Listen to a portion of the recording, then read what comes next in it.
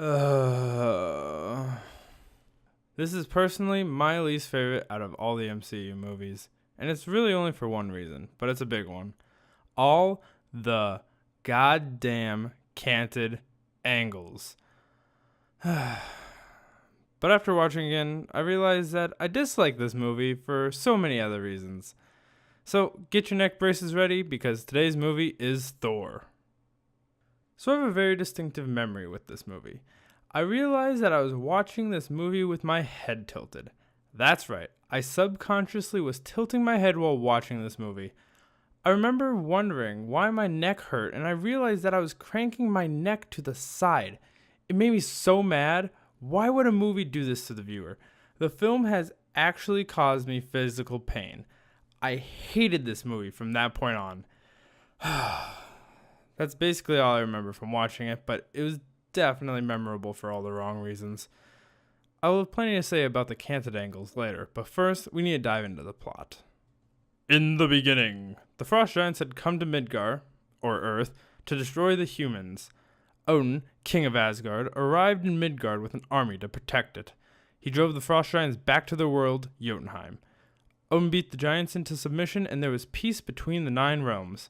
Years later, Odin's son, Thor Odinson, redundant, is about to be crowned the king of Asgard when Frost Giants attack.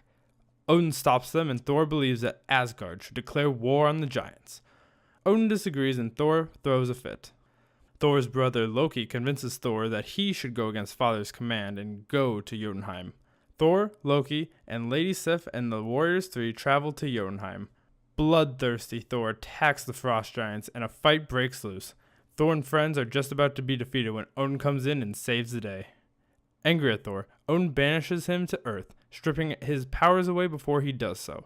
Meanwhile, on Earth, Jane Foster, an astrophysicist, is researching uncommon star patterns and auroras in New Mexico. She is accompanied by Eric Selvig, another astrophysicist, and Darcy Lewis, a college girl helping Jane.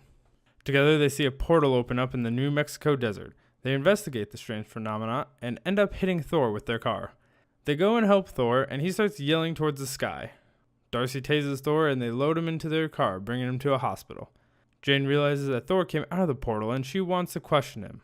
The gang heads back to the hospital and ends up hitting Thor with their car again, and they head back to Jane's lab. Loki, Lady Sif, and the Warriors 3 are discussing Thor's banishment, and Loki reveals that he let Odin know that they were going to Jotunheim. Loki leaves, and the others talk about how jealous Loki is of Thor.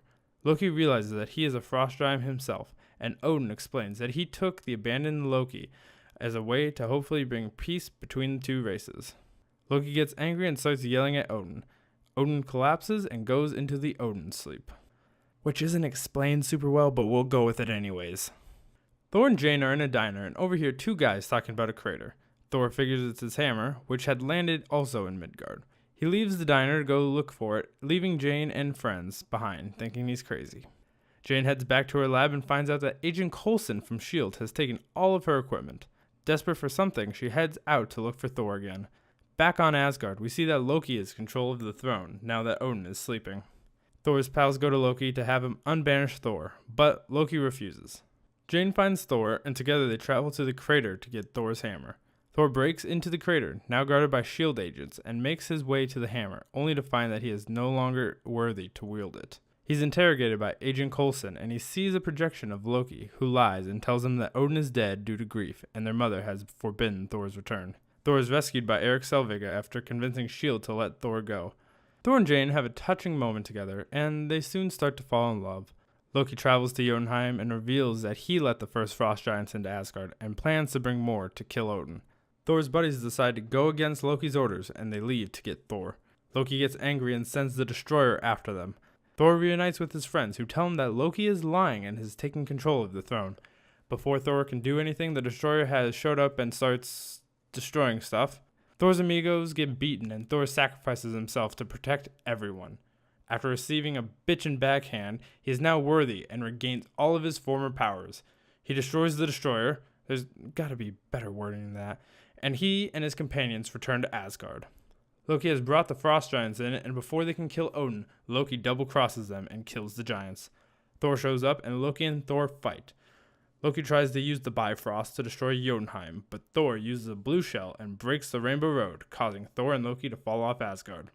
Odin awakens and catches him, but Loki lets go and falls into a black hole type thing. Asgard celebrates for some reason, and Thor is sad because he can't see Jane due to the Bifrost being broken. We see the end credit scene of Nick Fury showing Eric Selvig a blue cube, claiming it contains power. Then we see that Loki is controlling Eric, and he is very interested in the cube.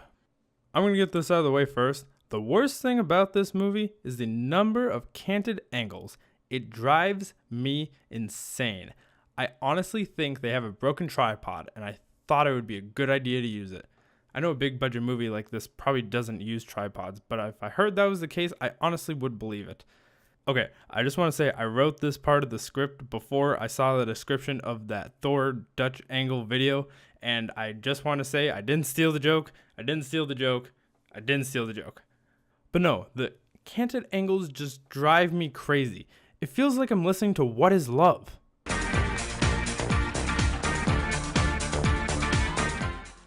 Huh, 2 SNL references in a row. I wonder how long I can keep this up. But just because I hate the canted angles doesn't mean I hate the whole movie. I like the story. It's very simple, and I think it works for this kind of movie. I think that Chris Hemsworth is amazing in this role. He can play the badass hero, but still have amazing moments, like in the pet store. I need a horse. We don't have horses, just dogs, cats, birds. And give me one of those large enough to ride. Or in the diner. This drink, I like it. I know, it's great, right? Another! I do think it was a super weird idea to bleach Chris's eyebrows, though. But I think that Tom Hiddleston really steals the show.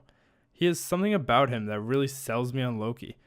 I've seen this movie before, and I know what Loki does in the next few movies, but for a minute, I thought Loki wanted the best for Thor. He's just such a great character and is so deceptive and sneaky and just all around amazing. Thor and Loki are fantastic, but every other character isn't very interesting. I feel like Thor's buddies, Dwarf Man, Asian Man, Goatee Man, and Badass Lady Man are super forgettable. I feel like the fight scenes are just trash in this movie. Like, they either have so many cuts in the action where it's disorienting, or they're just too short.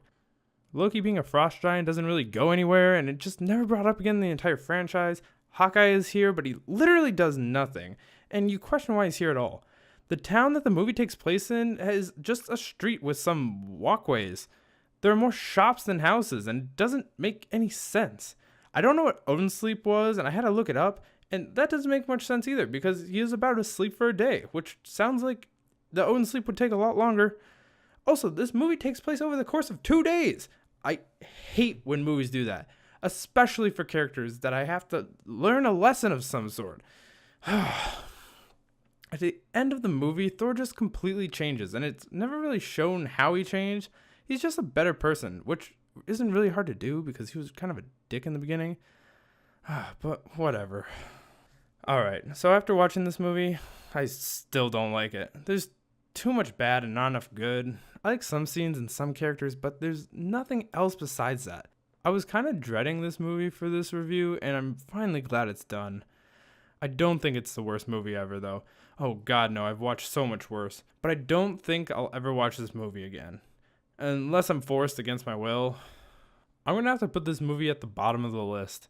I would rather watch any other Marvel movie than this one. I think that Thor will stay at the bottom forever, but who knows? Maybe that'll change after we get a few more movies in.